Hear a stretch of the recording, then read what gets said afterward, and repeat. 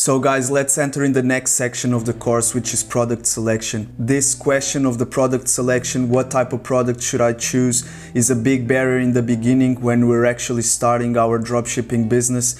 Because a lot of times, and in the most cases, people just don't know what to sell. They want to start an online business, they want to start an e-commerce company, they want to start a dropshipping store, but they don't know what product to sell, right? And for this, you first need to think what type of brand you want to be. So do you want to be a general store, for example, so a brand that sells a bunch of different products? Do you want to be a niche brand, so a brand that sells products inside the niche, for example, surfing, mountain climbing, fishing, kitchen accessories, home improvement, baby, pets? Or do you want to have a one product store? I'm imagining, for example, if you sell a vape, it's just one product and then you upsell with smaller components of the vape. So this is an example of a one product store. With a niche store, if we have, for example, a makeup store, we can sell all the different types of products that are inside the makeup industry. Of course, you should create a brand around it. The one I recommend the most is the niche store, because it's the easiest to create a real business out of. When you have a general store,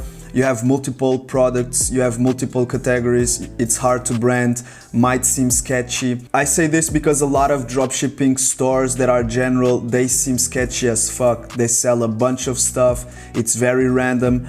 I'm not saying that you cannot do it, it's very possible to do it. I actually myself had a general store before and I made sales with it. Not a huge amount of sales, but I made sales with it.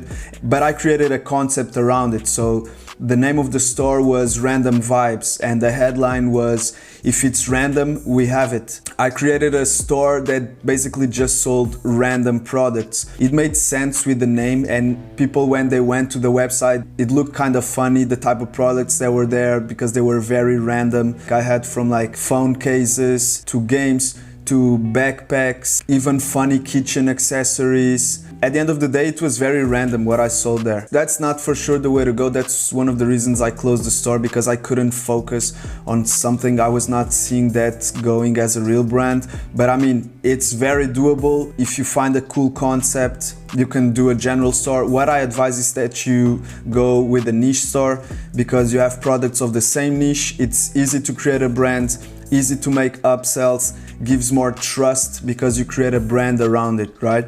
And then we have the one product store. This I only advised for more experienced drop shippers that already know how to properly market their products and their stores, because if you jump straight away into the one product store, it's going to be hard for you if you want to test other products, right? Meanwhile, if someone is already good creating marketing strategies, they can create a one product store. I don't see nothing wrong with it. It's easy to create a brand around it. You test one main product and then you upsell with smaller products. So for the niche store, I have here the supply. They have one main product, which is a razor. This is almost a one product store with upsells, but at the same time is a niche store. I would consider this store more of a niche store because they have categories. They have shaves, skincare and accessories, but this is for sure a very niche store.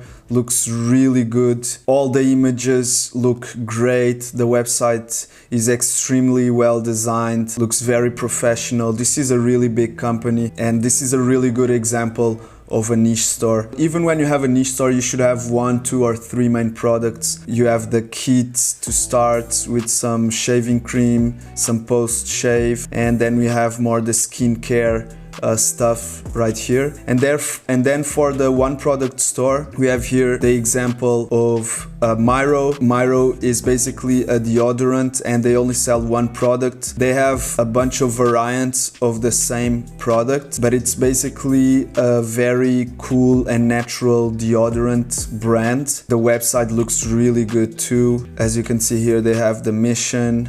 It's refillable, so they have the eco-friendly side of it, which is really cool too. Plastic neutral brand, reduce, reuse, refill. Great example of a one product store. My recommendation is that you for sure go with the niche store. It's the easiest to start with. You can create a real brand and scale it. See you guys in the next lesson.